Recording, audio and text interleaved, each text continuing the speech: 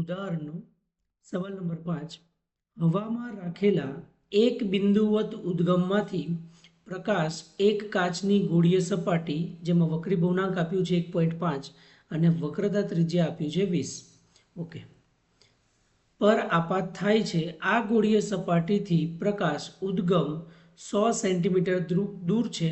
પ્રતિબિંબ કયા સ્થાને રચાશે?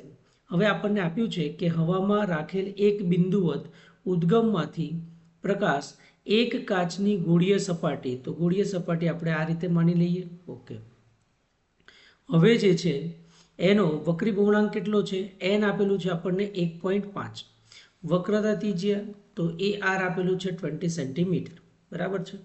હવે ગોળીય સપાટીથી પ્રકાશ ઉદ્ગમ, તો આ જે છે એ અંતર કેટલું આપેલું છે? 100 સેન્ટીમીટર। તો હવે જે છે આપણને પ્રતિબિંબ માટે પૂછેલું છે। ઓકે તો આપણે અરીસાની પાછળ તરફ ક્યાં મળી શકે તે આપણે જોઈ લઈએ, બરાબર છે। ચાલો, તો વસ્તુ અંતર તો હંમેશા જે છે નેગેટિવ આવશે। પ્રતિબિંબ અંતર શોધવાનું છે।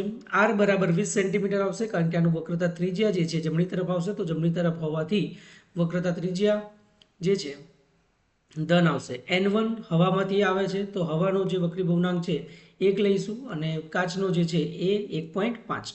તો હવે જે છે વક્રીભવનકારક સપાટી પાસે વક્રીભવનનું સૂત્ર જે છે એના પ્રમાણે અગર આપણે જે છે પાતળા માધ્યમથી ઘટ માધ્યમમાં જઈ રહ્યા છે ત્યારે જે છે સૂત્ર આ રીતે પણ લખી શકાય, N2 માઇનસ N1 બરાબર N2 માઇનસ N1। હવે N2 ના છેદમાં V રાખવા, N1 ના છેદમાં U રાખવા, આના છેદમાં R રાખવા। મૂલ્ય સંજ્ઞા પ્રણાલી પ્રમાણે લઈશું। આ સૂત્રને તમે જે છે રીઅરેન્જ કરીને આ પ્રમાણે પણ લખી શકાય છે। ઓકે તો U બરાબર કેટલા છે? -100, બરાબર છે। તો આ ઋણ ઋણ ધન થઈ જશે, તો 1 છેદમાં 100, પછી N2 બરાબર 1.5 ના છેદમાં V, 1.5 માંથી 1 એટલે 0.5 બરાબર 20। હવે જે છે V આપણે શોધવાનું હોવાથી 1 છેદમાં 100 ને સામે લઈ જઈશું, બરાબર છે। તો આ માઇનસ આવશે।